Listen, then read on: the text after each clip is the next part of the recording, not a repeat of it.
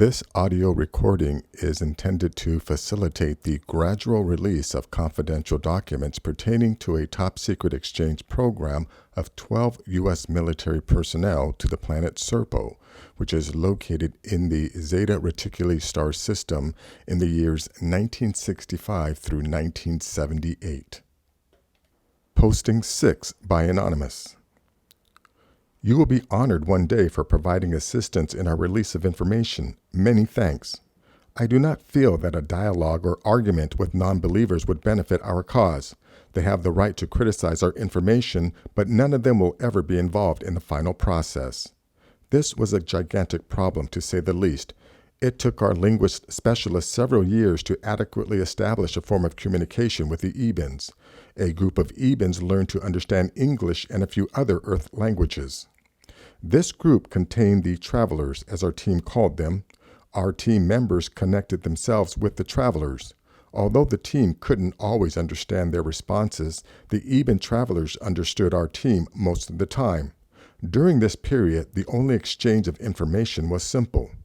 The Ebens, not being able to completely explain something to our team, used a form of sign language by pointing to the object or item they wished to explain and made hand movements. Our team, 2 members, eventually grasped that method of communication. However, our team didn't receive much information from the Ebens during this period. The travelers, the very few who understood English, numbered about 30, did not fully understand all words in our language. Later, the Ebens called our language too complicated and difficult to understand. We eventually determined the Eben tonal language to be very complicated and extremely hard to translate. We were able to record their language and then play it back, listening to each tonal dialect and each tonal bar. Eventually, we crudely translated some of the language. We started with simple items, for example, the flying object that they used to travel around their planet on. Then things like houses, roads, food, clothing, their suns, their planet, etc. Although we did establish some form of communication, it was crude and not always helpful for our team members when something complicated happened. For example, when our first team member died in an accident, it was hard to communicate with the Ebens. The member died instantly, therefore no medical care was provided.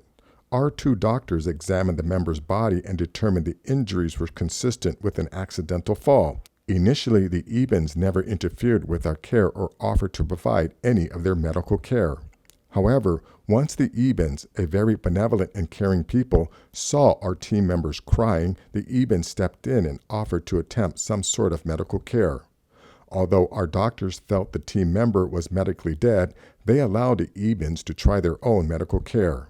Most of this was either through sign language or speaking to the travelers who could understand some English. The Ebens transported the team member's body to a remote area of the largest community.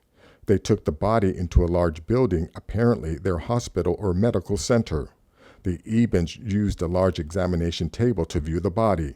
The Ebens ran a large bluish-green light beam over the body.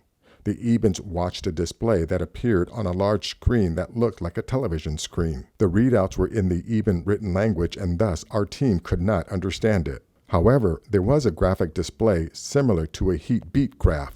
The solid line was not wavering. Our doctors understood that meant the same thing that our equipment measured. The heart was not beating. The Ebens administered some liquid through a needle. This was done several times. Eventually, the heart started beating. But our doctors knew the internal organs of the body were damaged, but couldn't fully explain that to the Ebens. The Ebens finally made a sign, placing both their hands to the chest and bowing their heads. Our team members knew that meant the body was dead and nothing could be done. The Ebens showed affection to our team.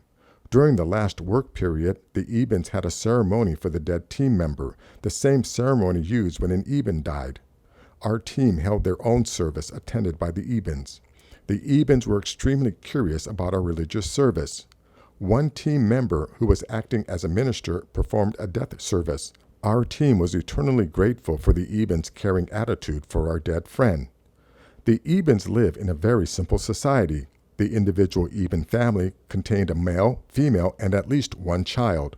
Our team did find some families with as many as 4 children. We later learned those families were caring for children of Ebens who were either on traveling missions exploring the universe or dead Ebens. Our team witnessed an aircraft accident that killed 4 Ebens. The Ebens performed a form of ritual at the crash site. The Ebens transported the bodies to a medical facility and examined the bodies. Our team members were always allowed to accompany the Ebens except during rest period when the Ebens closed their doors for privacy. Our team members saw the sorrow in the eyes of the Ebens during the death of their own. Later, after the last work period of the day, the Ebens had a funeral. At least that is what our team concluded it was. The Eben body was wrapped in a white cloth. Several types of liquid were poured over the bodies. Large numbers of Ebens would stand in a circle chanting. The sounds became almost nauseating to our team members. The ceremony lasted for a long time. Finally, the bodies were placed in metal containers and buried in a remote location away from the communities. After the burial, the Ebens had a feast. Large tables of food were brought out and everyone ate, danced, and played games. This occurred at every Eben death witnessed by our team. The individual Eben family lived a simple life. Their homes were constructed of clay, some type of material similar to wood, and some metal. The houses all looked the same. They appeared to be something from the southwest, looking like adobe. The interior of the house consisted of 4 rooms, one sleeping room where all Ebens slept in the same room on mats, a food preparation room, kitchen, a family room, the largest in the house, and a small waste room. This brought up an interesting point for our team. The Ebens did not have a physiological need to release body waste as we did. The Ebens had small collection locations in the residence for their body waste, but the Ebens' body was extremely efficient in processing all the food taken in. Their body waste consisted of a small amount of fecal matter similar to a small cat dropping. Our team members never saw any urine excretion from an Eben. On the other hand, our team members' waste consisted of bulky quantities of both fecal matter and urine. The Ebens had to dig large waste reception sites for our team members' waste. The Ebens accommodated our team. Food, as I mentioned previously, was a problem for our team members. Our team consumed mostly military-style C rations, but eventually had to switch to Eben food. The Ebens had a variety of food items. They grew vegetables. Our team found items similar to potatoes, but they tasted different. They had some type of lettuce, turnip, and tomatoes. They were the only items similar to ours.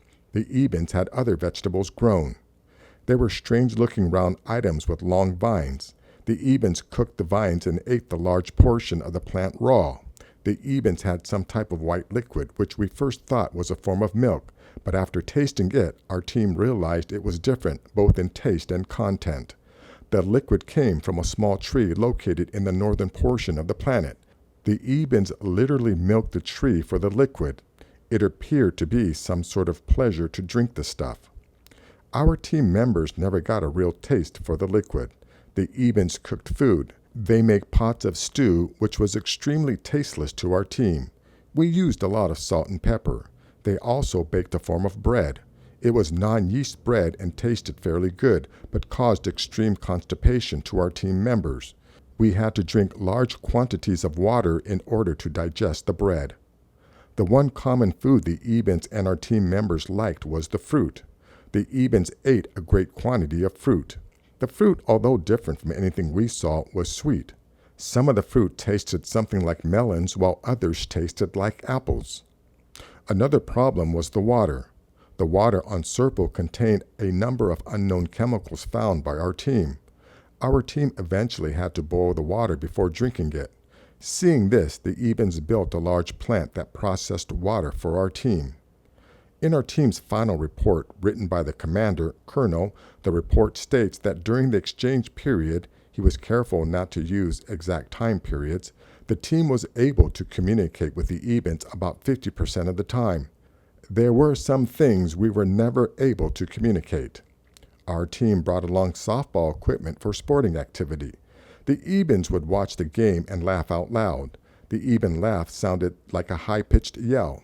Eventually, the Ebens started playing the game, but never got used to catching the ball before it hit the ground. Our team also played touch football. Again, the Ebens watched the game intensely and then played it themselves. But again, like softball, the Ebens never figured out they had to catch the football before it hit the ground.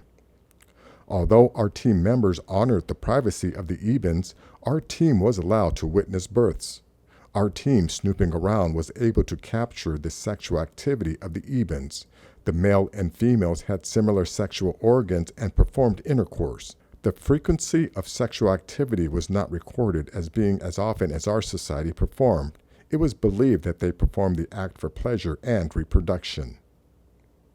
And that is the end of posting 6 by Anonymous. And that is going to be it for this video. If you like things like this, please give this video a thumbs up. Please share this video. And if you're new to the channel, please subscribe. I'll have more things like this. Take care.